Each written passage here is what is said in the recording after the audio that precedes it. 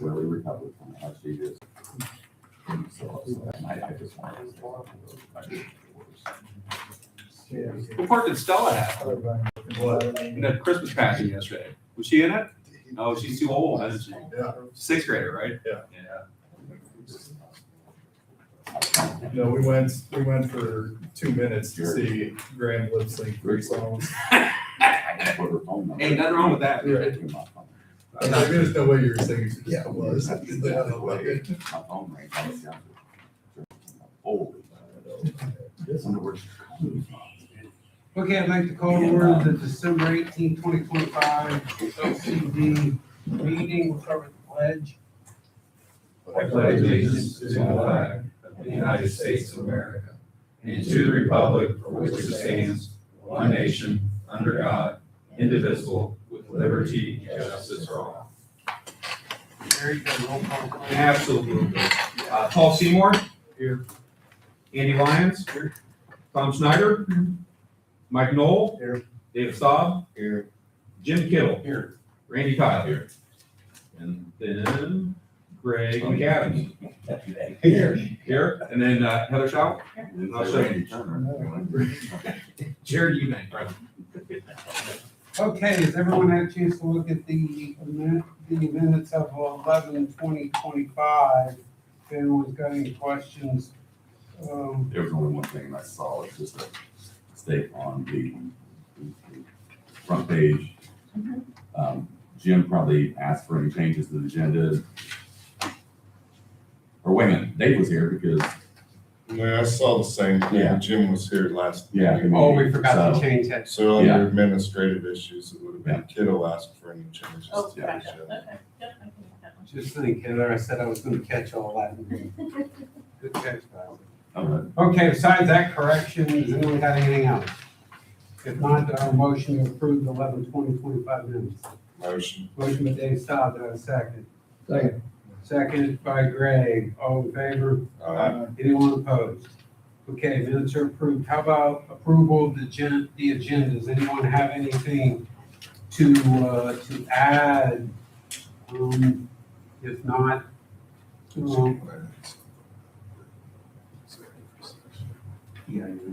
how about we will add under personnel committee, I'm gonna add executive. We're gonna talk about an executive session here under personnel. So I do want to add that. So with that addition, does anyone have anything else? If not, do I have a motion to approve the agenda with that change? So motion. Motion by Mike, second by, Second. oh, okay, second by Andy, all in favor? Anyone opposed? Okay, so we approved the agenda. Approval of monthly claims and vouchers. I got a couple quick things. The inspection, the gate inspection is on here, $7,463. That was less than we thought. Yeah. Because we approved, I don't know how many days, I can't remember, like 5 days or Yeah, something. you guys approved 5 days, it's something, I think it was a little over 3,000 a day, if I remember right. They came down with one guy and I pointed out, you know, hey, he got it done. He didn't really work a full day because of the weather a couple times, so yeah, that was cheaper. Okay, and then the same thing with Van Electric. We got a bid on the flash, arc flash. The arc flash was $19,645 from my memory. It was right on target, I mean, yeah. Okay. I I just- know, if what you're asking, did we spend more or less, I think it was the same. That's what I'm asking. Priced it. I'm asking if we went over what they said. And I got it all, it's all ready and done, All the labeling's done, but they. yeah, labeling done, reports done. We're, waiting to be able to turn it in. To the core. Okay. Do we have any PPE to buy that they've outlined that we need to have them? Well, no, because the people that do it should have that Right. when they come. And now I talked to our group years ago, and this conversation happened years ago, and our group actually had the gloves and all the things, but Andy, I'm talking when I first got here. So, and I told them I prefer that our guys don't never get in that. Right, if they're not in cabins, then they don't need the PPE. Right, we don't, we're not gonna get it. I don't want them now. Okay. That's all, that's the only two things I had. And when I was done, anything asked away. If not, I'll entertain a motion to approve the vouchers and claims. I'll make that motion. I did want to point out on the health insurance, the very last item there, normally the fees are $62. The 362, the 300 of that is a renewal, but since we're not renewing with them, they put that back into our account on Monday, so it just doesn't reflect. So it'll just be the six, the This is just 62. last Did week, you answer the questionnaire? The questionnaire they sent out? Which one? Sir, no, I had told him on the phone. Okay, so I okay. didn't give him anything else, I because I see. didn't really know where else to tell him. No, it was fine, it was fine. Okay, so we had a motion, I forgot. Motion. A motion by Dave Staub, do I have a second? Second, Greg, all in favor? Aye. Anyone opposed? Great, I'm gonna pass around the voucher signature so we can get that back to Heather. Okay, under new business, this is a month where we renew our insurance. We got Nathan here from CITES. He's gonna walk us through, he put together the sheet here that should be in front of you. So, and I think everyone knows Nathan's taking the place of Andy. Andy was gonna be here tonight and something popped up. He texted me that he couldn't make it. An event his wife had or something, and so I'm sure we don't need him any longer. We have Nathan. Go ahead. All right. My name's Nathan Stracely. Like I said, I work with CITES. I've been there for about 14 years now. So we started out in October with a comprehensive shopping of your guys' risk. Unfortunately, we were met with a bunch of roadblocks. So we started out with Cincinnati. That's who you guys had previous to your current carrier selective. They are another carrier that has the governmental programs that you guys need. But the reason why you switched about 5 or 6 years ago was because of premium. Their price was quite a bit higher.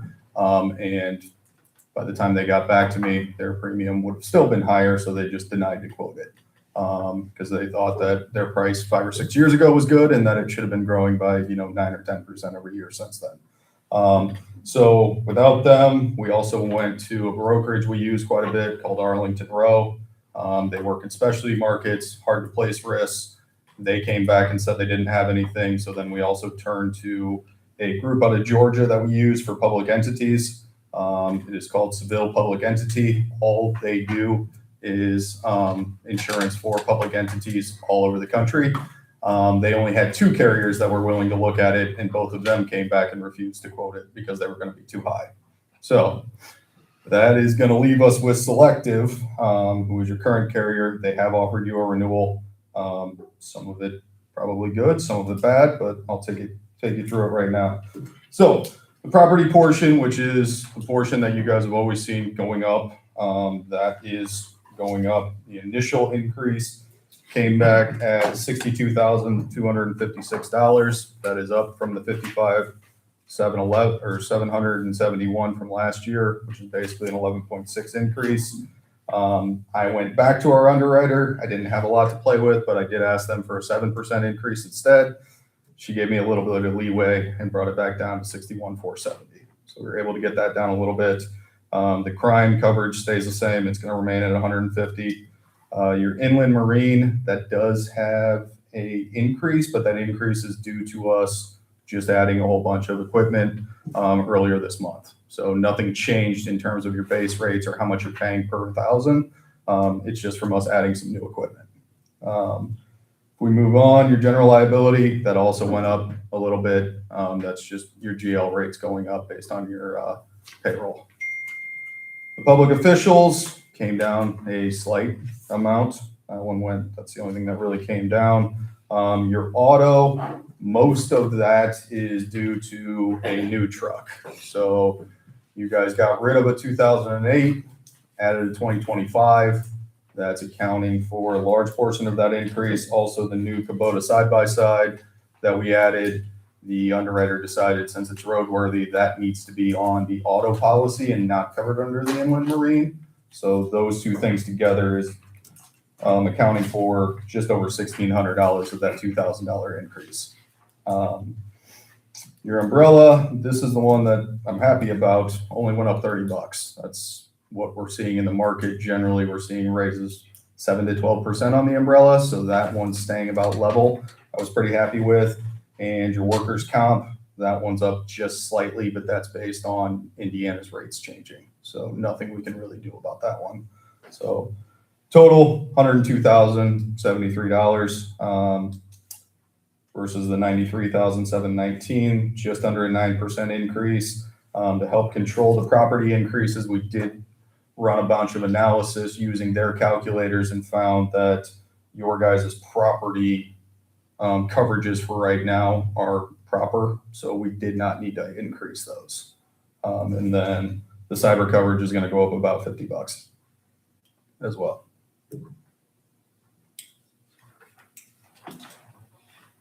Okay, anybody got any questions? Does this work just like regular insurance? We have a deductible? Yeah. What is that? On your property, your deductible's $25,000. Okay. You got different deductibles on each. Yeah. Okay. Yeah. Can I, if you raised any of those, would that move the? It'll move it a little bit. It's not going to move it as much as you think. Okay. I'm more than happy to quote it out. I believe the next level would probably be 50,000. It might save you a couple grand. It's not going to be something where it's going to save you, 25% or anything like that. Okay. But I'd be happy to quote it for you if you want to see I'm it. just curious, thinking out loud. Nathan, I just had one question. It kind of go with Greg's question too. Mhm. Could you get me a copy of this policy once we get it? Just Yeah. so I can, Heather's got the policy summaries right there. okay. I just didn't want to, it's like over 100 pages, so I didn't want to kill a whole forest. Could But you email me something? yeah, but I can definitely email you a Email copy me, of I all want the that as whole well. 100 pages. And then if you really want the 400-page contract, I Yes. can get you that as well. Yes, please. Okay. Like I said, I don't need a printer. We won't kill any trees, but Right. I can read on the computer, but I want to look at it. One question I had on the cyber, is that cyber, that 1608 policy, that's in addition to the 102,000? Correct. Okay, so, all right, thank you. Because the reason why it's split out is because the cyber is not going through Selective. That's going through a specialty carrier through Arlington Row. So that's going to come as a separate bill. Gotcha.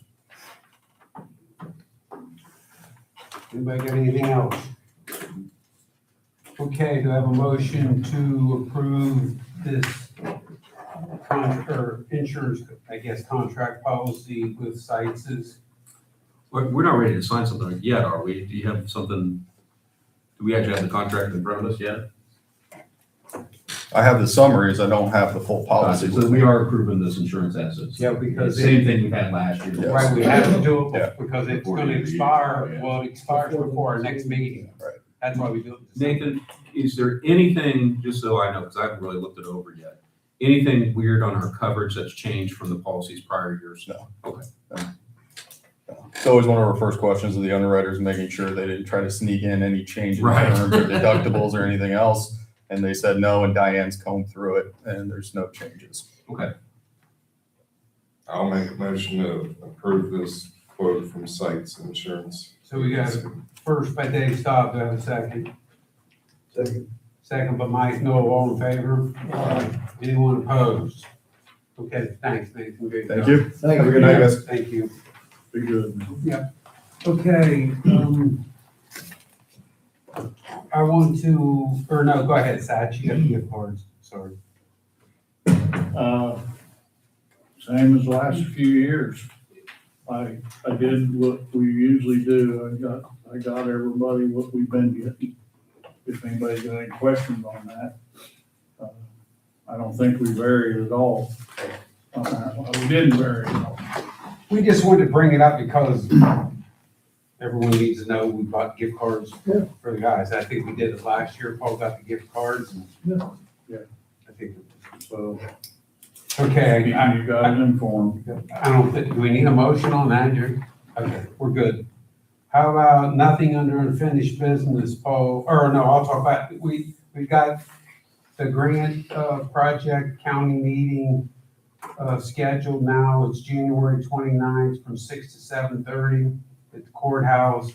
Paul's gonna start to work, or maybe we've even, I don't know if we sent any emails out yet or letters initially to our people that we're trying to get Greendale, Council, Lawrenceburg.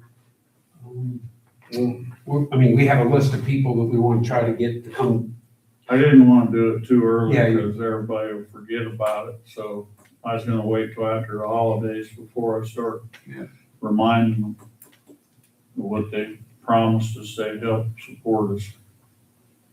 And just need to get that average. I mean, hopefully we'll get as many as us we can get there, but I'm hoping it's, gonna be productive meeting. Okay, Sat, you're up to the superintendent's report on the Greendale levy. I see Burn is on there and Jamie. Well, they're on there to listen to one of the other ones, but all I want to say on that is Greendale has been making an effort. We are getting some information back on this cost benefit analysis. They've got all the car dealerships. Vince has done a real good job, and we have made progress. However, we're still expecting more to come in.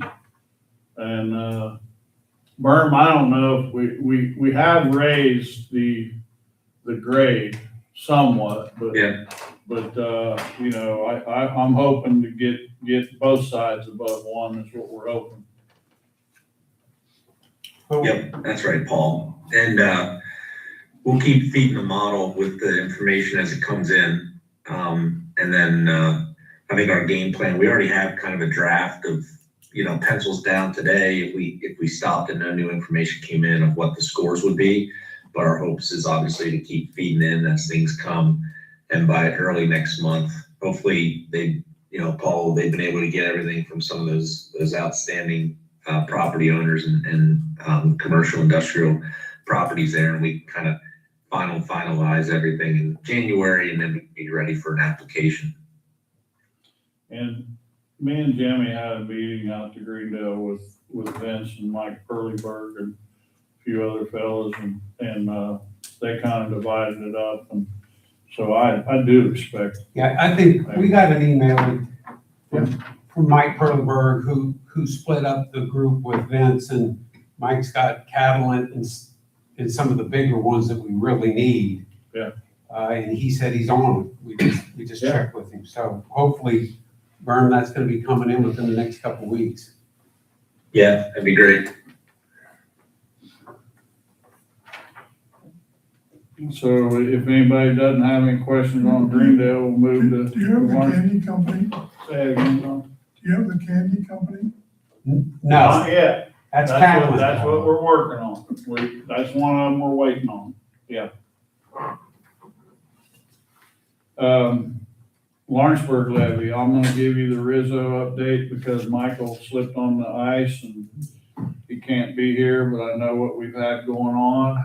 So, first thing he's got in his hands is we did complete the inspection on the floodgates. So he's gonna be presenting that to the Corps of Engineers. Before we do, we're even gonna come out better, I think, on the welding, as long as the Corps is happy with the report that we're gonna turn in. When they make their comments, then we're gonna be able to come to you guys and say, hey, here's the wrap up of it. And I fully see how this is gonna go as me and Michael going out and trying to find quotes for a portable welding truck to come in and do some welding, but I don't think it's gonna amount to near what I was worried about, as long as the Corps is good with the inspection. So that's where we're at on that. The NGPI warehouse, still in the Corps' hands. I don't have any new news on that. The floodgate closing, it's gonna be a process. It's holidays, they're dealing with the state, they're working on it. That's all I can tell you on that. That'll be a little drawn out affair there too. So, that's Michael's report for him. If anybody has any questions, Just real quick, the gate closure, has there been any, I think we talked about what dates we're looking at. Has there been any other further talks about the dates they're thinking of closing it? well, we're talking about US 50 Tanner Street Bridge. Right. That's the one we have to be in touch with the state on. Okay, That's the only one. I don't think we have any dates yet here. gotcha. I think you're we don't have any dates yet left. They're still trying to communicate back and forth. We're having, We just, right now, all I can tell you is we're hoping to be able to do it in good weather this spring or summer. Okay. Depends on how quick the state highway will move with us and let us do it. Paul, and another thing, I was thinking about this too, with the gate closure, there's gates on the gate, basically, there's one gate that slides all the way across that US 50 corridor, correct? Would, I was wondering if they won't let you just do a partial, you have to close the whole thing. I withdraw my question. They'll let me do a partial, however, we've got work to do in cleaning, and that railroad track that gate sits on has scales on it. And we've got to clean that, and Michael's also, as I've brought up before, we're trying to figure out how to coat that and protect it to keep that thing from going bad. So in order to do that job, we're gonna have to get a full closure. So it will be a full closure. Are we doing it at night? Well, I think we're gonna have to. Yeah, I think so. Well, what I would like to see is that bridge to nowhere, the fly bridge, whether or not they can put 2 lanes of traffic going in opposite directions on that. I'm sure it's gonna be something like that. Absolutely. Is that what we've done before, closures, or? No, the only other time that we did it, the railroad had it all set up when they redid that line going across there at Sigram's, and we took advantage of that, and we worked it in with that project. The only other time that I participated in working with the state, it was on Greendale. And we had to go through a whole bunch of signage and permits and things when we did Greendale. And we did it at nighttime on a Sunday. And I would think it was gonna be probably about the same thing. If I ain't mistaken, I think they even picked a date. They don't want it probably around any busy, so there's still a lot of talking to do.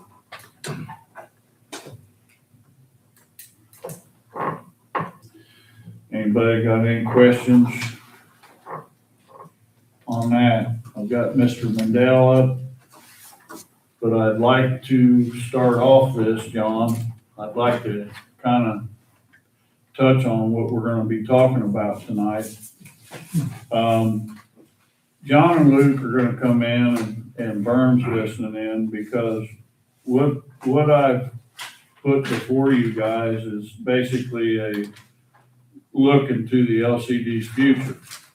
And the reason why I think it's important to look like this is because we're fixing to present some things to the Corps of Engineers, and we've got FEMA waiting in the background.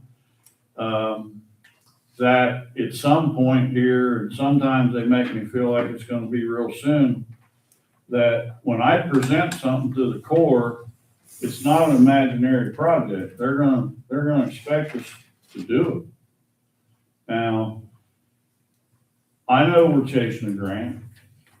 I know that, but I also know that grant's gonna take a while. So the sole reason why I wanted to present this to you guys is because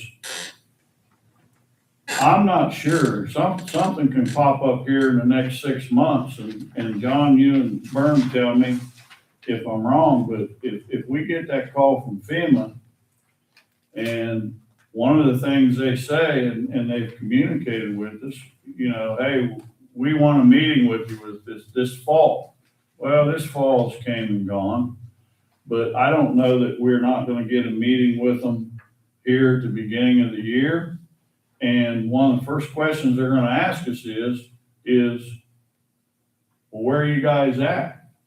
What have you done? You know, what have you got planned? Well, this is really part of planning. I mean, if we've got a project ahead of us with the Lawrenceburg levee that we all know somehow or another has to get done. We've got relief wells that are 85 years old. So that has to get done. And I think the way that we have laid this out, if we turn this into the Corps of Engineers and they put all their time in reviewing what John's gonna put in a package, they're gonna expect a project. They're not gonna wanna hear, yeah, we'll do this if we get a grant. I don't think that's a option. You're saying FEMA doesn't want to hear that. I don't think the Corps would, either one of them would want to hear that. I really don't. Now, here's the other part of that. Let's say we are thinking on this, and let's say, look, everybody here ought to know right now that we still have planning to do, and this thing is not, we can't start this project, and we're gonna go over that with John and Luke here, but we cannot start this project just like that. It's gonna have to take an okay from the Corps, a lot of planning, and that's gonna take time. So no matter what, it's not gonna happen, I don't think, in the next year and a half, 2 years. But I'm gonna be very disappointed if them calls don't come in the next year and a half, 2 years, and very surprised. And the thing about this budget and things that we got going on here, I believe that a grant can hop in here at any time and the math can be put together and a grant can be applied for in year 1, 2, 3, 4, 5 of this project. So I don't want everybody thinking that we haven't, still chasing this grant hard and heavy. But here's another thought. We turn an application in. Do we have FEMA's support if they know that we went to the thought process and we have looked at our budget and possibly that we made a start on this project that could throw us up and be a favorable look on us? So, you know, at that point, John and Berm and everybody, I'd like somebody to hop in and take over on this thought process here, because the one decision that I'm trying to get made here, and I'd like made at the next meeting, is John is got some options here. And as a board, you guys and John have to work out which option and which direction are we gonna go so that we can start planning and getting things ready to turn into the Corps of Engineers. So John, I'm gonna shut up. Okay.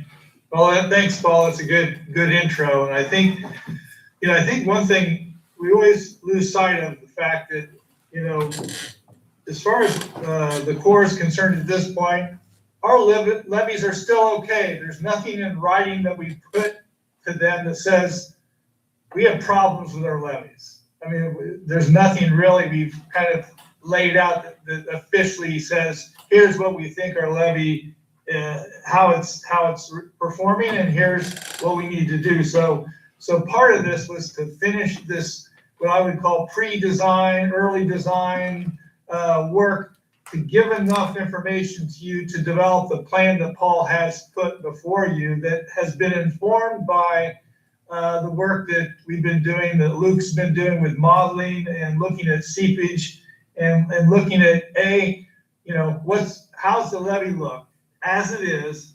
And then secondly, to do enough to say, if we implement a relief well replacement program, what's that gonna look like?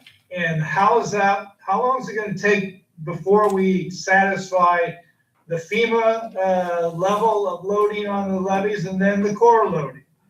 And so what we've done, we shifted things around so that you should be able to, once you review this plan that Paul's put in front of you, by sometime in January, perhaps maybe need another meeting or two, go through the plan so that you can get comfortable with making a decision on that, it's a good plan and that you agree with it.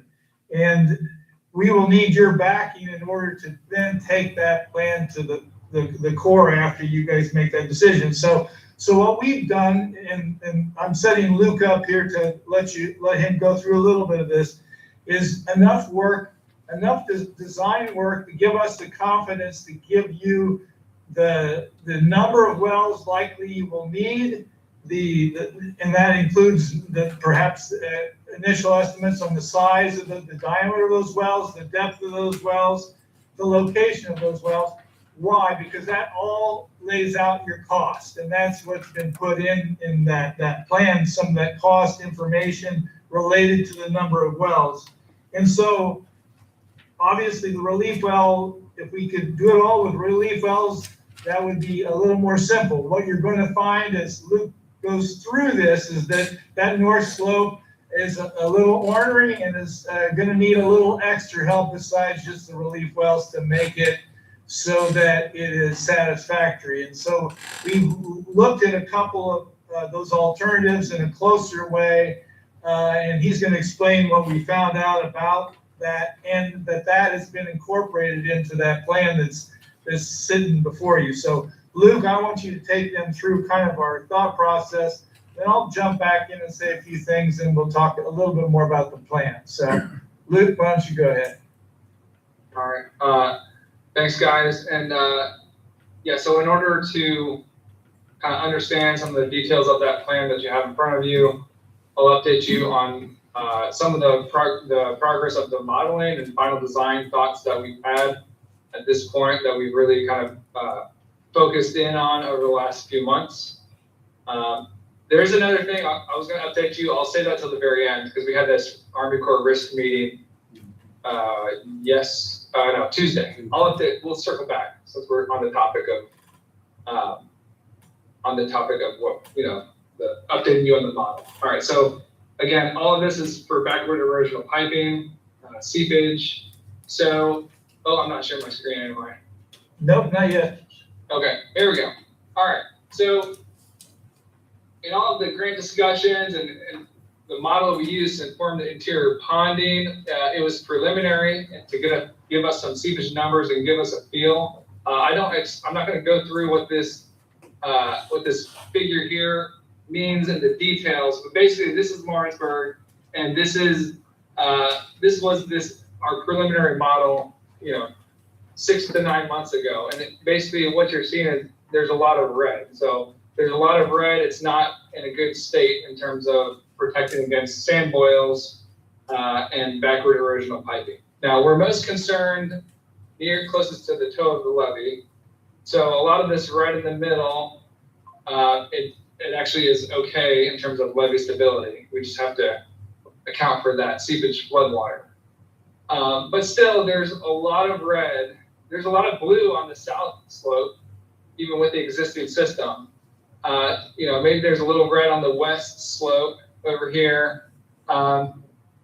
So maybe we needed to add a few more wells, but you see there's a lot of red on the red slope, even with the existing system, which has a lot of wells already. So that's why we kind of identified, hey, hopefully we can get a 1 to 2 replacement of the existing system, but also we're going to probably need something additional on the north slope. Now, in the last 3 months, we've done a lot of work to revise the model and also take into account some additional design parameters that Army Corps has come up with, and also look at it with a another model, another type of analysis. And just with the revised model, I'm gonna flip between these two, but the existing system, it was good results. The red has reduced. You see a lot more blue, even with the existing system with a more fine-tuned model. So that's good in terms of the current state of the existing system. And there's just less of a problem area on the north slope, but there still is a pretty decent sized problem area. Anyways, so now what we've also done is, okay, what would a replacement plan look like? We, the existing system has a bunch of 3-inch wells. We put in some 10-inch wells at locations all around the levee. And we said, okay, could the north slope, if we put a line of relief wells, larger diameter, can we get rid of that red on the north slope there? And so this is kind of where we've landed as of right now in terms of where we're putting the relief wells, and that's putting a lot of relief wells on that north slope. And so I'm just going to flip between these two. This is the existing system, and then putting this new relief well system with 10-inch wells or larger diameter.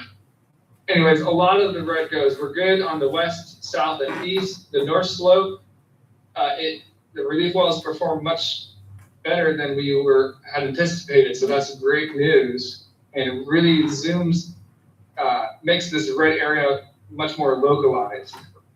So because of that, we'll get into that in a second. But anyways, so this new system that we're talking about, the old system has about 167 active wells. This new system is kind of what we anticipated from the beginning of being able to do a 1-to-2 replacement, which is good in terms of long-term maintenance. You don't have to maintain as many wells. The west, south, and east, there's about 35 to 40 wells spaced at larger intervals because there's just there's a lot more clay, so and especially on the south slope, right? So there's a bigger clay thickness, so you don't need as many wells. Plus, these larger wells relieve the pressure better. On the north slope, just because there was so much red, there's still a lot of wells. Anyways, when you add them all together, it's still about a 1-to-2, or at least 1 to 1.5, but we can reduce the overall system. So that's good news. So what about this north slope? There's kind of one lingering problem area, and it's on the northwest area, and it's basically in between where those MGP tanks are in the school. There's that ponding area there in the northwest. Let me see if you guys can see this, but why is that a problem area? Well, we've done a lot of geophysics in that area, and we've found that the clay layer, which is that protective clay layer, protects from sand boils, it basically almost disappears at one point.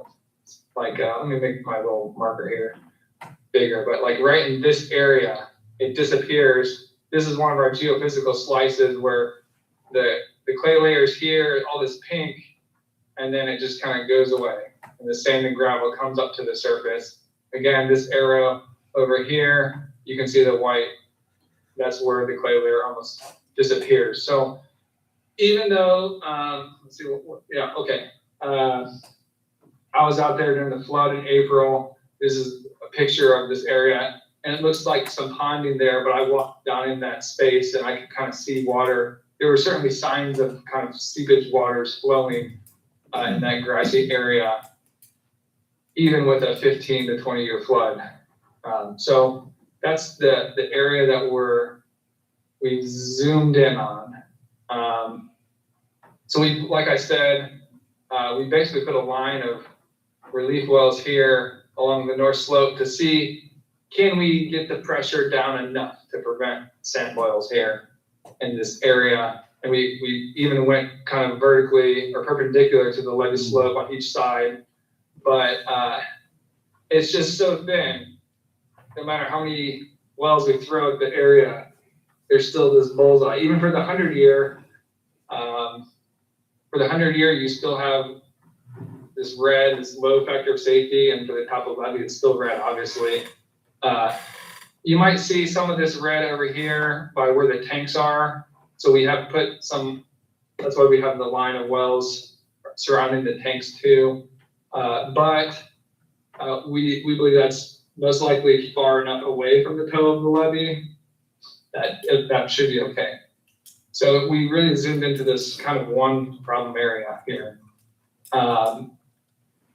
So how do we address that problem area? Like I said, I mean, we've thrown about as many relief wells as we can at it. So there's only so many options you can do.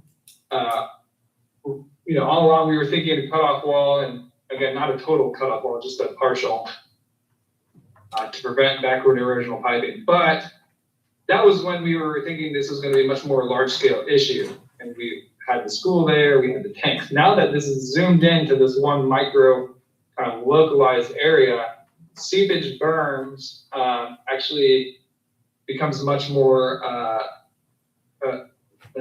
attractive option, you might say, more cost-effective option. What are we talking about, berm? It's not Andrew Birmingham here with us, but it's a seepage berm. Berm's good, but he can't stop with sand boil, Andrew Birmingham. But a seepage berm can stop a sand boil. And we're not talking like a large amount of dirt. In this area, we're talking like a 2 to 5 foot additional clay layer right there at the surface, right there, kind of close to the toe of the levee, right? It's much more cost effective in terms of the upfront construction costs compared to a cutoff wall. It's easier to construct. You do have to think about real estate, like property rights. So that might be kind of a logistical challenge, maybe working with the school there. And then you also, it is a ponding area. We're only talking about 2 to 5 foot of fill here. So I think we have a little flexibility with the ponding. So that's something we'll have to think through, but I think it should be okay. Luke, again, I got a question.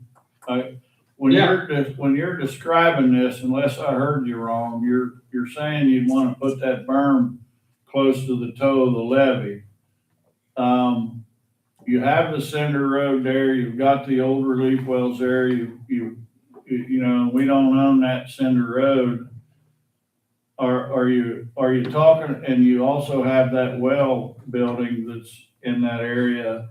Are you talking about, did you make a mistake when you said that, or will you back it off the cinder road and fill in the low spot? Exactly.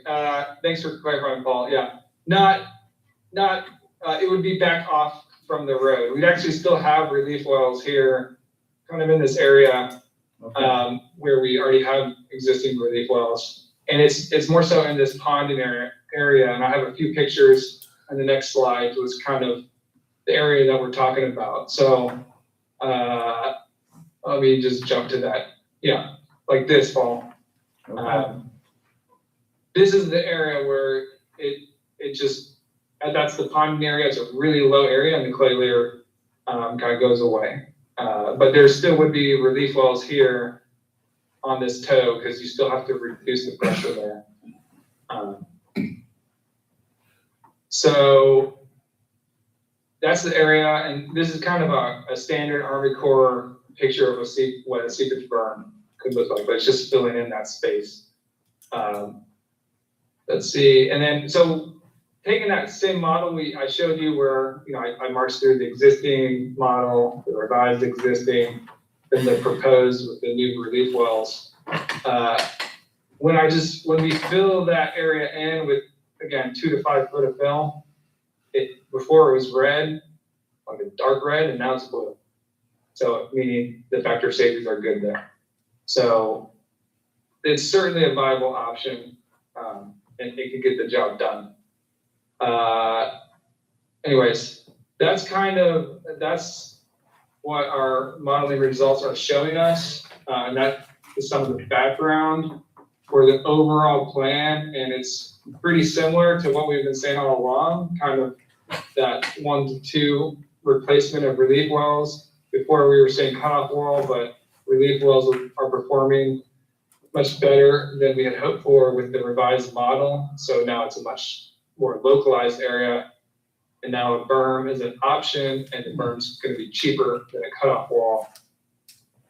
And easier to construct and all these things. There's a few challenges still. So that's some of the background. Can we go over the challenges? Can we talk about how, if we're gonna fill an area in and we have that, I mean, you showed us that projection when we have the 100-year event to how it comes up to the school. How much is it gonna raise our ponding area? Can you show us that? Yeah. The other Well, obstacle. Paul, I'd say this, we aren't done with that analysis. It's gonna raise it some, but I think Luke has a feel that there's a certain amount it might raise it. I've looked at that, and obviously that's something we have to look at in much finer detail, but my initial review of that is that, it probably would not raise it more than half a foot for the 100-year. It'd probably be less than that. And also, our seepage model, like I mentioned, we've revised it, and our predicted seepage flows are lower than what we used in the preliminary model to inform the interior ponding. So what that means is, with this new design, we have a little bit of flexibility. We put conservative numbers in the original model because we knew we still had some fine tuning to do. So it gives us a little flexibility just from, without lifting a finger, so to speak, in terms of we have some capacity there. Our seepage flows are gonna be less. And also it's a relatively small area, so it shouldn't increase the ponding too much. And also there could be some potential areas where you can, we kind of looked in some of the ponding areas kind of nearby this area. And it's like, well, maybe, we talked with the school, maybe we could carve out, some additional storage capacity elsewhere in these ponding areas. I think the bottom line on some of this is the ponding, interior ponding study we did is very good. It's gonna have to be updated because this will impact that, and we'll have to show exactly what Luke's feeling is, that here's the extent of the impact and that we're able to control that. So I don't think it's something that's not being able to overcome, but we have to go through that and revise that, show that. One thing I wanted to say at this point, Paul, and I think you're gonna get the next phase, you're gonna be talking about this schedule and the plan we're actually gonna do and when that might satisfy FEMA requirements and core requirements for the level of the loading, the water loading on the levee. I wanna bring it back a little bit to let everybody know that, and just to be honest, this analysis shows that we're not there yet, that we don't satisfy the 100-year or the top of levee loading. That may be an obvious thing to you, but we haven't actually stated that to the Corps at this point. They know we're doing the analysis, but what I want to say is your first concern is to your community. And so the fact that our levee system doesn't meet those standards means that we have to implement a plan and a reasonable plan to get there. Because once we share this information to the Corps and discuss it, it's going to be apparent that we need a plan to actually be implemented and carried out to satisfy these other requirements. So, and for us, for you, the first thing is about the safety of the city. Not that we're meeting a requirement, but that if we have a 100-year flood, there's a chance that the levee could fail. If we have a 500-year, if we have a top of levee loading, our analysis shows that we could have failure. So that's the first thing. That should provide enough motivation for you all to get this plan and start discussing and talking about whether you agree with it. But I think that's the thing that should motivate all of us is that, okay, now that we've got enough of this analysis done, we know we have to go through this plan and put together something that is reasonably responsive, that says, here's what we're gonna do. And if we get grant funding, fine, but if we don't, this is how we can tackle this problem. So I'm gonna turn back over to Luke, but I wanna make sure we don't lose our focus. The real focus is the safety of the community and the concern for that. And then obviously, when it's safe, that means we meet core requirements and FEMA requirements. So Luke, maybe talk just a little bit about the schedule without going too deep. I'll talk about that, and let me just say two things too. All of what we just showed you was as if Greendale's not present, and because we have to evaluate this as an independent system to the top of levy. So keep that in mind. Yeah, And also it assumes that Greendale is underwater, Right. just so everybody's clear, yeah. Yeah, and the other thing to keep in mind, the MGP pumping wells were not on in what we were just talking about. So it's all relief wells, just something to be aware of. Okay, so this general plan, kind of what John was saying, what are we working towards? So two things to keep in mind. This is an Army Corps project, and you guys know that. This is federal infrastructure, you might say. So we have to shoot for whatever their design standards was, which is the top of levy. That's just what we have to design for. It's also in your interest too, because then you can be in the rehabilitation program. So there's money there. So that's what you have to march for. That's what you have to design for. That's what we were showing you there. With that said,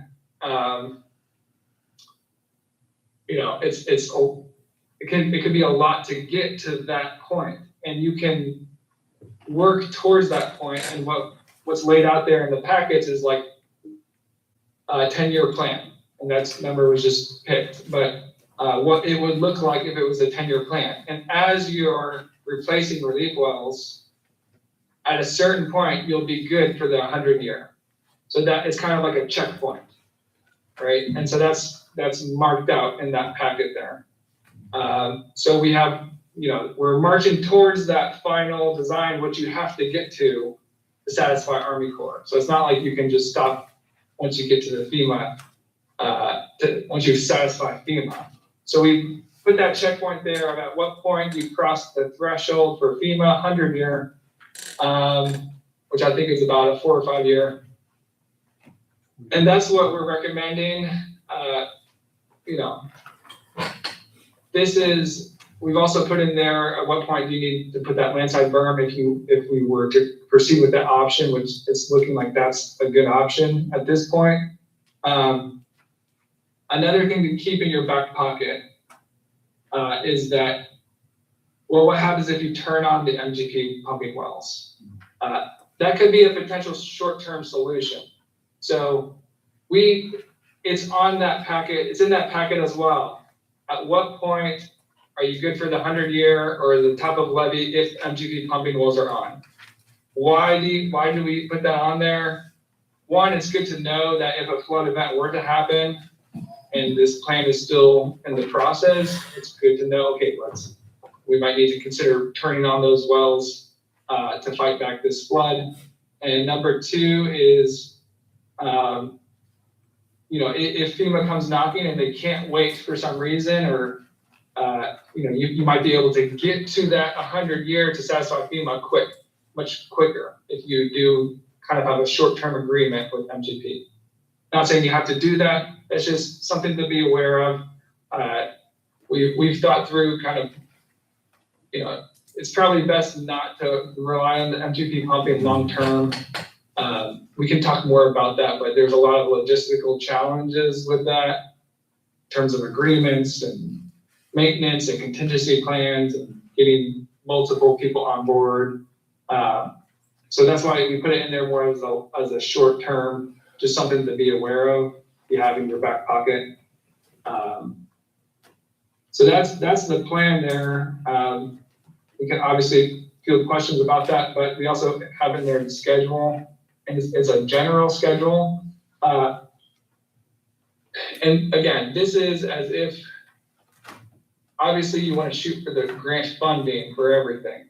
So this plan is not meant to get into the way of that overall objective. But if the grant funding comes in chunks, this allows you to work towards that, and you can kind of piece out the projects.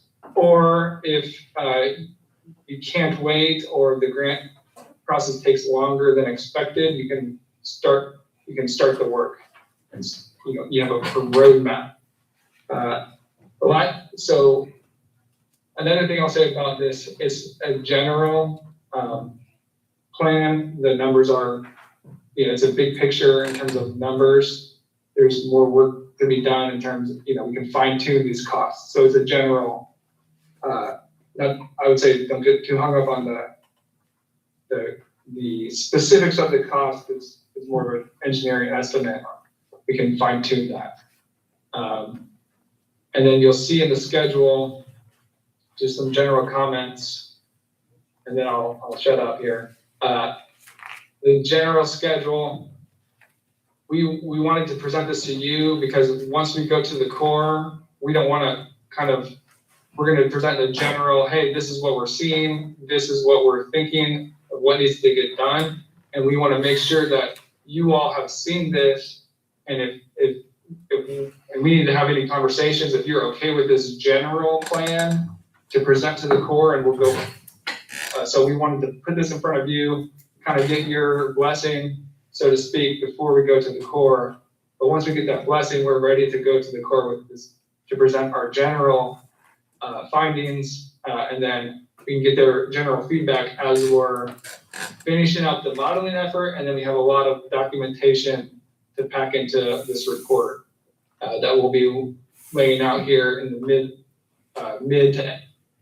mid-year with a bunch of other reports that kind of will be wrapped up at the same time. The idea for this whole plan also is to get this completed. 2026 is a big year, obviously. It's a big year. Things are going to be happening. Reports are going to be submitted, interactions with the core, such that the possibility then, at least in our view, is very realistic that you could, if you don't wait for a grant or delay things, you can begin a project in 2027 that's the first part of this this overall plan. Did I say that right, Luke? Yeah, and so we can pause there. Anyone has questions or want to talk about anything, and then I still have the risk screening to update you on, but we'll just pause there for now. Luke, I've got a statement, and we've created some work for our lawyer, because I can't let you go to the Corps of Engineers wanting to put a berm in on the school's property unless, I know we got easements, and I know we got legal things that are written in areas, but I also know that we would have to work with Carl, and John, I would need you and Luke, that we're gonna have some kind of a meeting and get this all, we wanna know if we can do it. If the school's gonna cooperate with us, and it's gonna have to be stated to them in a way to where they're gonna understand what we're doing. We just can't take it for granted that we're gonna be able to go over there and do whatever we want on their property. So I think we're gonna need to let Jared do a little research on that easement. Yeah. And yeah, that's a very good point, Paul. And I might say too, as part of our final seepage report, we're gonna have to kind of do a micro assessment of the different options. So we're still gonna be looking at, hey, could this area be tackled by a cutoff wall? Could it be tackled by a landside berm? And kind of march through and then end up with what we would recommend. So we're still gonna, think about the cutoff wall in this spot, but I can tell you this, we tried, in that bullseye red area, we tried plucking a bunch of relief wells there, and it's just, there's just no clay layer there. So even if you put relief wells right in the middle, you need something else. So something else will need to be done. But yeah, that's all the legal restrictions of property access. That's gonna be probably one of the challenges with the berm option. And Paul, one more thing before maybe we open it up is that, I know this is a lot. We dumped a lot on you this meeting to look through and figure out. My sense is that it may be worthwhile to have an additional meeting to talk the details of, as we go through and explain things, before they would ever at some point vote on this. So I don't know what everyone would think, but there's a lot to take through when you look at those spreadsheets, some assumptions that have been made and how we got where we were. But We talked about that, Paul and I did. We weren't gonna make any decisions tonight. There's a lot of information here, a lot of assumptions, and everyone needs, this is what we're here for. Everyone needs to spend a lot of time taking a look at this and making lots of questions, because this is a big decision. If we move forward and disclose, as you were talking about, the load at the top of the levee, and there could be levee failures, that's kind of a little bit news to me today. But I think we got to do a lot of, we're not ready to go to the core, although we're going to talk a little bit about that core meeting here in a minute, when they started talking about our relief wells, and they talked about the age of our system and a lot of other things that we have to work on too. This isn't the only thing we're going to be working on from the meeting we had the other day. One quick question. This all assumes, though, we put in these 86 new relief wells and they're more efficient, and we're not going to have to put in a new pump station. We're going to be able to get all the water over there and pump it out. We don't need a new pump station. that's right. Okay. The results are showing that is highly unlikely at this point we would need additional capacity. And just remember, why are we putting in new wells? Well, so they perform better, but also we have large O&M costs that we actually, if we don't do anything, we'd have to go back around and clean these small wells out again and spend a lot of money O&M, maintaining them.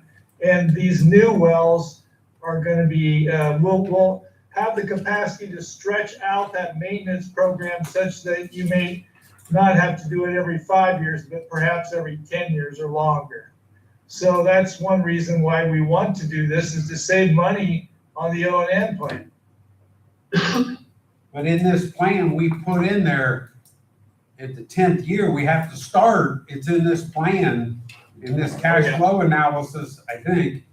We've Yeah, got, that's right, Here- Jimmy, and yeah, year 10, because, we gotta start spending, So- we're done with the project, but we're starting to eke out our cash even more. We need additional meetings. Oh, man. Yeah, we're gonna have to have additional meetings, man. yeah, Jim, one more thing I'll say with this, and we gotta watch carefully when we say our 10-year plan. Our 10-year plan is the plan that shows us that we'll satisfy the top of levy. It's not our full plan. Our full plan is forever. Yeah, I know. Because in year 11, you need to begin rehabbing the 9 wells you put in 10 years ago, or, that kind of thing. So go ahead. Louis. But what this board, I might say too, that 400,000 at year 11 where you start rehabbing, that's, it's put in there as kind of a placeholder of if there's rehabbing going on, levy inspections, monitoring, and one of the things with the rehab requirements, I believe you have to inspect wells more frequent, but if they're not, if they haven't degraded past a certain point, I don't think you have to rehab them. So again, that number's in there, but I would expect it to be possibly less, because the 10-inch wells, I wouldn't expect that you would have to rehab all of them. especially newer wells, you know. But you'll have to test them to prove that you don't have to rehab them. Yeah. So there's Yeah, cost so there's involved. some testing there. So again, we could fuss with those numbers and it will probably be down, but this is kind of raw numbers, so you have a general sense of cost. My last question, and then Greg, and I agree with him, we need to move on here a little bit. But my question is, John, I said it's a 10-year plan, and we know it's a forever plan. We just gotta make sure we have enough cash flow to go after the 10th year, and that's what I'm focused on, because, and I'm not gonna get into it, everyone needs, this is what we got elected for, we're all here. Everyone needs to spend some time looking at this and coming up with the questions, because this is a big decision, the biggest Everybody- decision. Everybody has to feel comfortable with Yeah. that, after 10 years, how much money do you want to have in the bank? Make sure you're good for another 40 years. So that's a key decision, and you'll see the numbers we cranked out there is based on the assumptions we made, but, you know, I don't think anyone would be, satisfied if you ended up with zero money after 10 years. So you have to pick that level of comfort that you will all have to make sure this is forever. But this, and then again, we're gonna move on, because I wanna talk a little bit about our meeting we had the other day. But sooner or later, isn't this gonna come around, this relief well? I mean, it seems like we were dancing around that at the meeting we had on Tuesday with the 12 engineers from all over the country taking a look at our risk rating of this levy. We kind of danced around that, but isn't it coming around? Is what. Yeah, coming around. This relief well project? This relief well project has been coming around for 20 years. But it just seemed like in that meeting, it was coming Well, faster. Here's what the biggest thing I took out of that meeting is the Corps of Engineers is now doing their job. Yeah. We had 10, 12 people from all over the country, along with our locals from Louisville, and they were asking questions from the relief wells to how we're gonna get people out of town, how long is it gonna take? They gave us 45 minutes and we spent an hour and a half. And to me, what I took out of it is the Corps of Engineers is looking at every levy in the United States hard, because they're taking 3 days this week and they had 45 minutes on a list. They had Indianapolis and all kinds of levy systems listed yesterday, that 3 days in a row. So I don't know how many people they talked to, but they're serious about their work now. And that's why I feel like it's important. All this is to get you guys' minds focused into thinking about the future of this place, because there's some big stuff coming along and it's gonna take some good, smart decisions and some thinking. Hey, Paul, we have like a couple slides just to summarize a couple key points we want to make sure we hit on that screening level. Luke, can you put those up real quick? I think you hit them already, Paul, but I think I'd like to make sure people know that. So, and Paul, that was a really good introduction there to this. So again, just a reminder, this is the risk screening that Army Corps is marching around to all the levee systems in the US. And they are looking at things in more detail. At the same time, this screening is like kind of big picture. It's not like they cracked open all of our reports or anything. Yeah. It's kind of just looking at the as-built and maybe the O&M and kind of the historical performance and things like that. So the Louisville district did the initial risk screening. We met with them prior, like a couple months ago. We had a few comments. We submitted our letter. They're going to incorporate those into it, but for the meeting on Tuesday, it was the Louisville district presenting their initial findings from the risk screening to the National Risk Cadre team. So the group at Army Corps from their risk management team, basically. And what this is basically Army Corps' trying to take stock of the risk, of the overall risk of their levies in the country. So it's more so for them internally to know, like, okay, where are our highest risk levies, where are our low risk levies? I'll jump to the chase. They did a vote just on the initial screening, and each of the risk cadre team members voted what they would classify this levy as. And they settled on class 3, which is moderate risk, which I would say is a sweet spot, so to speak. And they recognized some of the key points. They recognized just some of the inherent concerns with Lawrenceburg, how important it is to the community because of the population and the infrastructure. So there's a lot of high hazards. And also, like, if the levee were to fail, there'd be like 30 feet of flooding in a large portion of the city. So that was some of their concerns, which you can't really change. They had took interest in the limited exit routes. So they had a lot of questions, and Paul and Jim had a lot of good answers about the evacuation plan. And I think it's in pretty good state, but there's all, coming away from it was like, okay, maybe we could, keep it working to improve, the specifics of that evacuation plan. But in general, they were very pleased, and we answered some questions too. So in general, they were very pleased with how active LCD is in communicating and taking care of the levee, of the condition of the levee. So that was all the positives up here. And basically they identified one of the primary modes of performance failure could be backward erosional piping. So they have some additional questions about that. And that's what we're working on with Relief Well, with our Relief Well work. So they had some questions about that, and we were gonna, so we're gonna meet with the Army Corps to talk about the risk screening anyways in the next couple months. And we had some additional comments on the screening assessment, but.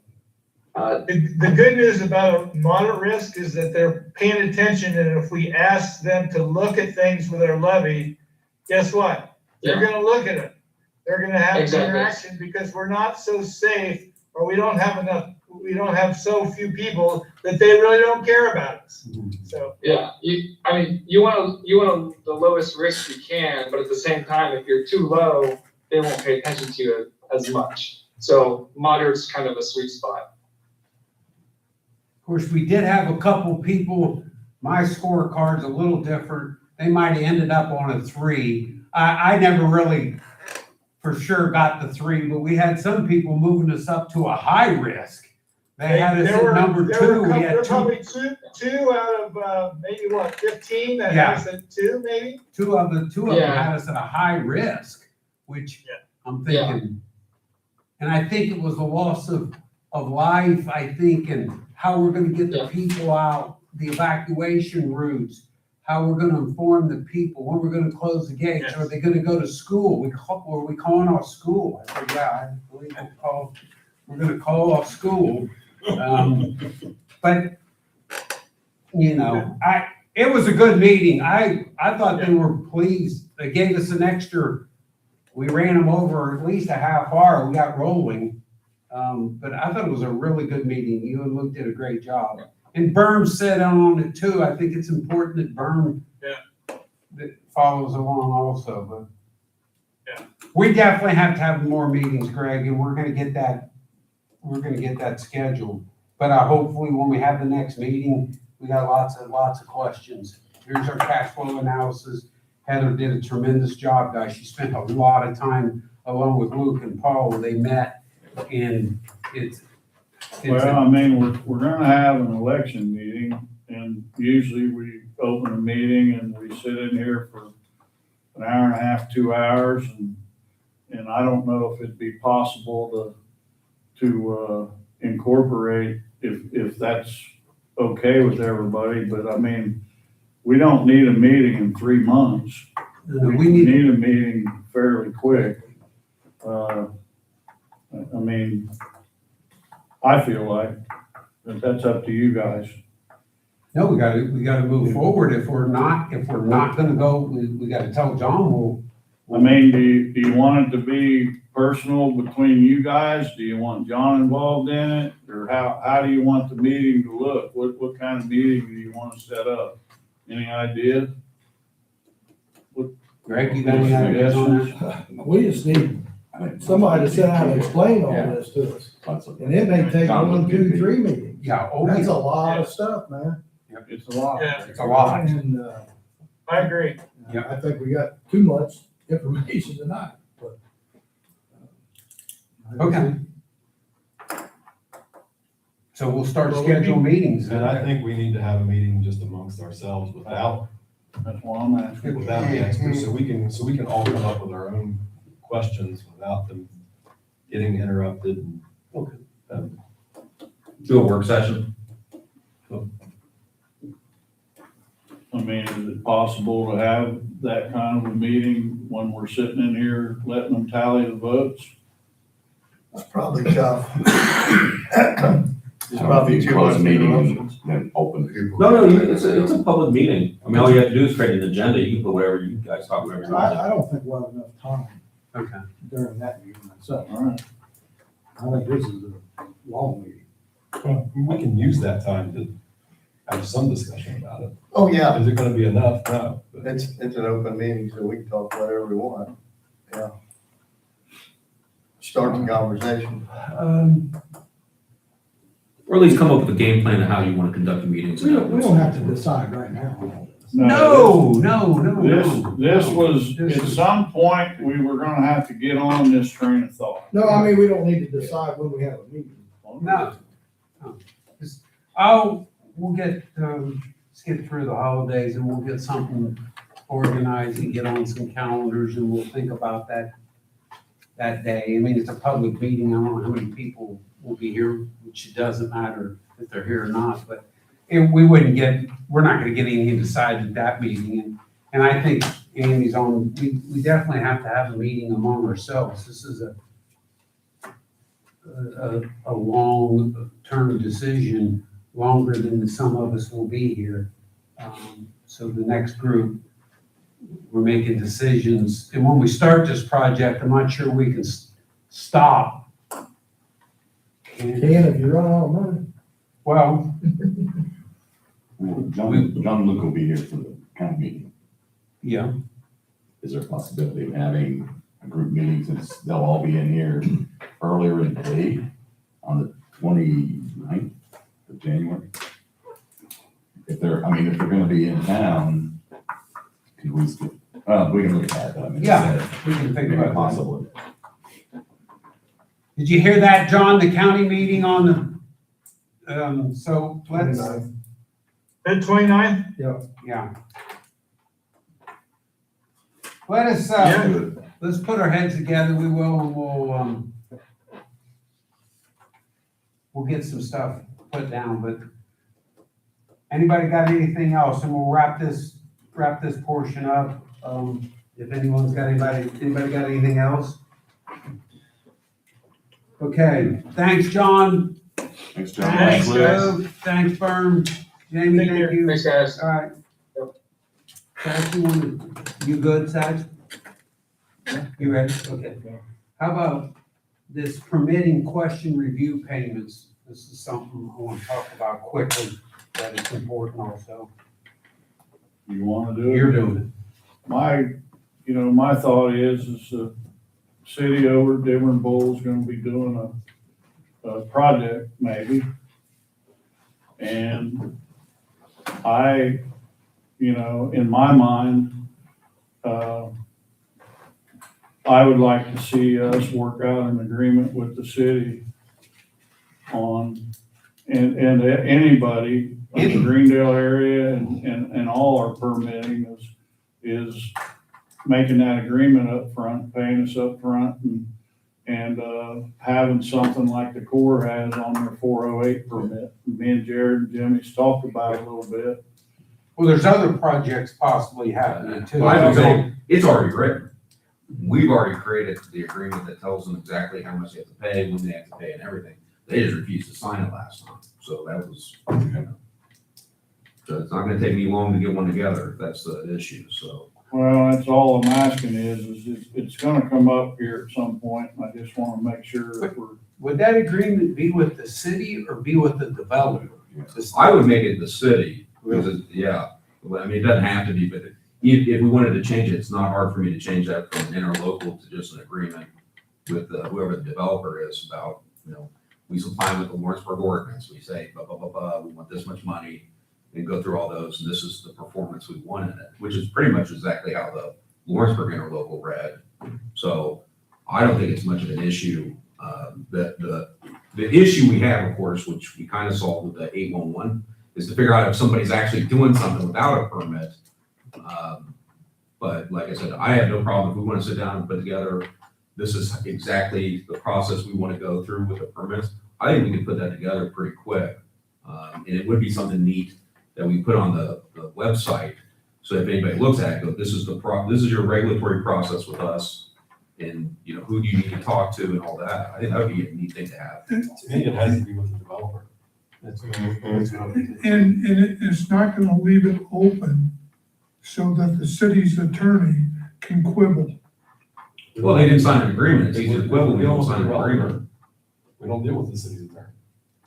We deal with the Yeah, developer. so my issue, why I said this, so like I said, I think this agreement that I have could work for the city, but it could also work with just a standalone developer, right? But I don't know how this process is going. I think Lawrenceburg pretty much, anytime they have development, they're pretty much this, the tip of the spear in all this, and then they bring the developer along. At least that's been my experience since I've been here. So, It could be.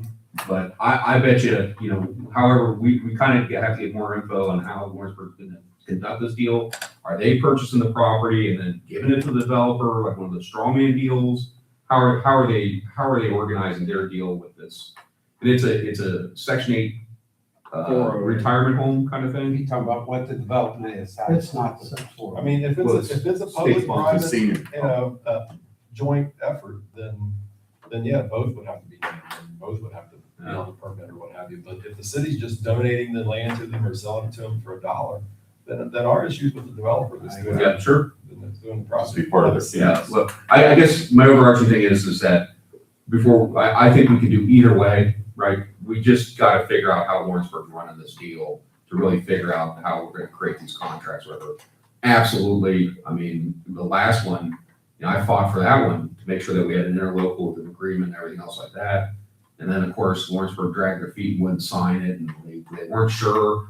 They said, well, we don't wanna pay that money because we're not sure what your engineering costs are gonna be, so they wanted us to take the liability on extra expenses, and I think that's kind of dragged it to the ground. And it's probably gonna drag it, if we have to sign something with Lawrenceburg, they're probably gonna play the same shenanigans on that deal. Right, which is another reason we shouldn't do it with Lawrenceburg. And if we don't like something that they're doing over there, there's something that's against our permit, then we have to be able to go at the developer and tell them to stop. Absolutely. Cease and desist. We can't, the developer's gonna say, we don't have a permit with you, you've got a permit with the city. Absolutely. So, Pound salt. well, Right. look, the issue though, guys, is what I'm saying is it could be one of these instances where Lawrenceburg's actually the sponsoring company that's creating this. They've hired someone to do it, and then they're gonna, it's one of those build, give kind of agreements. So that's one of the things I'm looking into. So it really depends. Rather Who's the party in than, it? rather than speculate, I guess more than anything, There you go. we've got to have the agreement because, time flies by, and I'll be on this, is we've never resubmitted that bill. We need to talk about that. We've never been reimbursed for the $90-some thousand. I'm assuming we can take a roll call vote and then that we're moving forward with resubmitting that bill for reimbursement. Is that correct? I thought we already had that discussion, but. Sounds like, I'll make a motion to resubmit the bill. okay, got a motion on, second by Tom, all in favor? Anyone opposed? Okay. Heather, would you print that detailed off again and I'll meet with, We're going into the executive session. Have we decided that yet? Or we'll talk about that in a minute. Well, I'd like to add this point about resubmitting this bill to the executive session. So I don't want to talk about it here. Okay, well, we may need to move up our Personally, yeah, let's go ahead and vote. Everyone was in favor of resubmitting the bill, okay. Okay. Give me that printout again, the same one we gave our clerk treasurer, and I'll meet with the clerk treasurer again after we have the executive session. Okay, any questions on that? Okay, let's move, Heather, you have some, or go ahead on secretary. Okay, you have new meeting sheets for first quarter. If I could have your fourth quarter by the first Monday in January, 5th, I believe. Thanks, Heather. How about Jared, a quick update on the I'll election? give you a long one. I don't know. Now, it's quick. We got all the ballots out. So the How many ballots, was it? so we had 92 total ballots go out. Mailed out last night, so I'm betting that the first ones are gonna hit either tomorrow or Monday. And we should see return ballots come in probably early next week, Tuesday or Wednesday. We'll see a couple stragglers.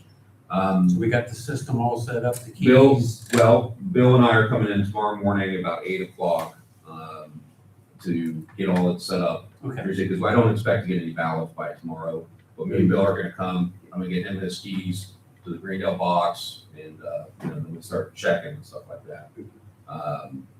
Other things I want to say, that's basically it. We're logging the road. Clerks, Jim asked me to reach out to the clerks, we have the clerks, we have 3 of them. I picked 3 clerks and Jared contacted them because I want to make sure we communicate, because last time that broke down a little bit. Go ahead. But we got 3 clerks, so they're all 3 agreed.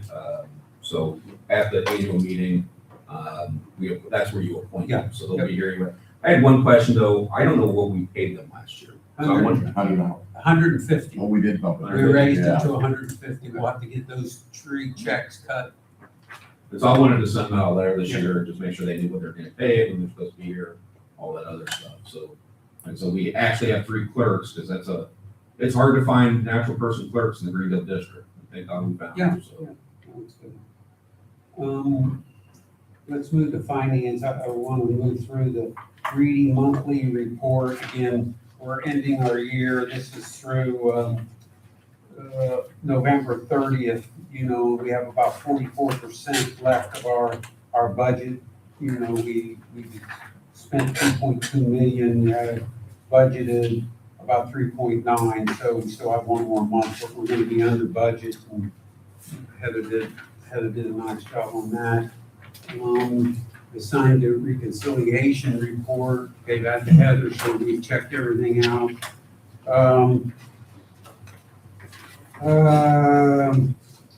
Upcoming, let's talk a little bit about the Reedy. We've got to approve Reedy's contract for next year. I think everyone had Reedy's contract. I think, Heather, is that right, in their packet? I think I met with Reedy along with Paul and Heather, and we reduced some of Reedy's responsibilities and placed more on Heather. We used to have, I don't know, like 7 different categories of what they bill us on, how I wanted it broke down. We've reduced that to 2, and you'll see them there. So their estimated contract is going to be, now, if we do a special project or something, their billing's in there, they give us an hourly billing. But it should be around $50,000 for their services. And I think in there also, was this in your packet, this kind of a year-to-date, we're probably gonna be under budget. The only thing we have left is in December is our accounting and bookkeeping, which is running around $4,000. That'd be about 56. So we're gonna be under budget. But we didn't have any special projects, of course.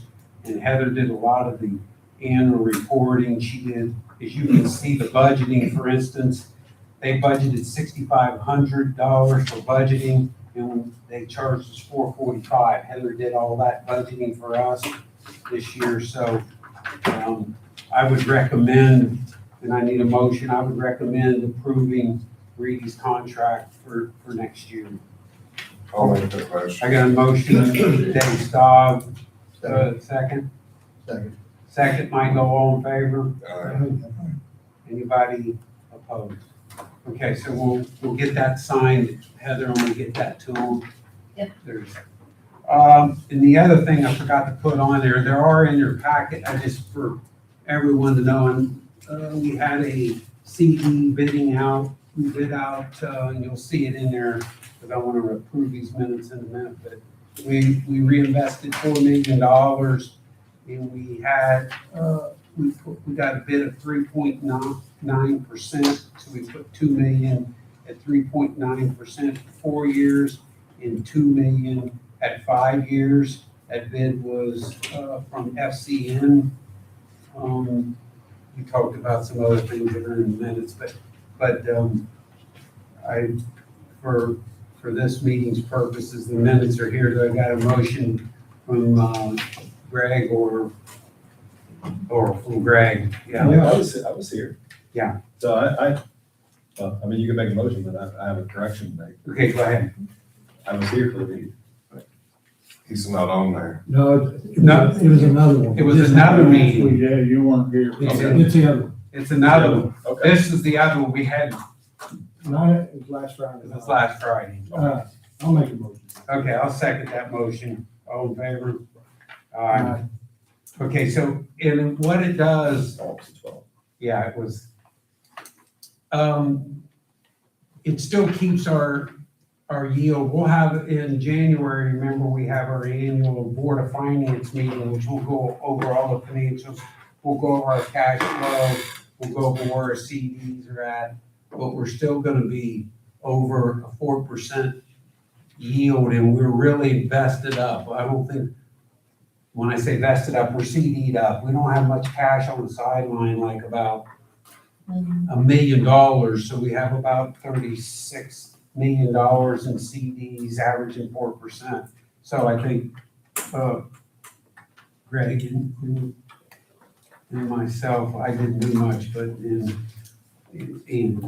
Andy, we've got it all vested. I mean, it's really, we have some CDs coming due in January or March. But I want, What's the total next year that we have to do all year? Is it about 7-8 million? yeah. But it was a good CD bid. Okay, so that's that report. And then lastly, under the Personnel Committee wants to have, we need another executive session. We can have it, I don't want to do it next week. Not that, I'm here, it's not that, but maybe the following week or the first week in January. In January. First week in January? Okay.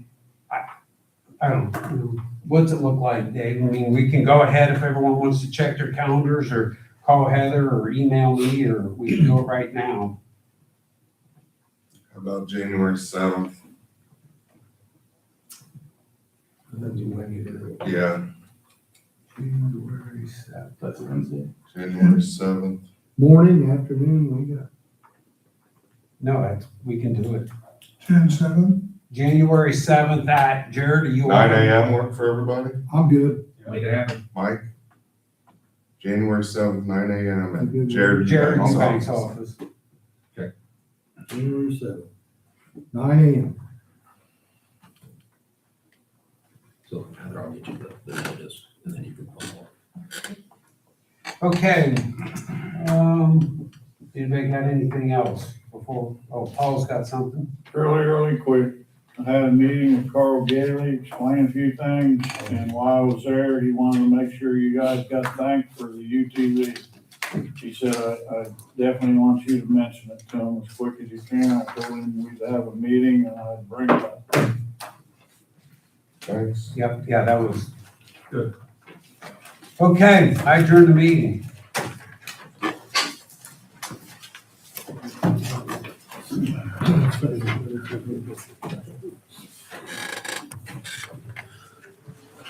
Are we, tell me what we're on.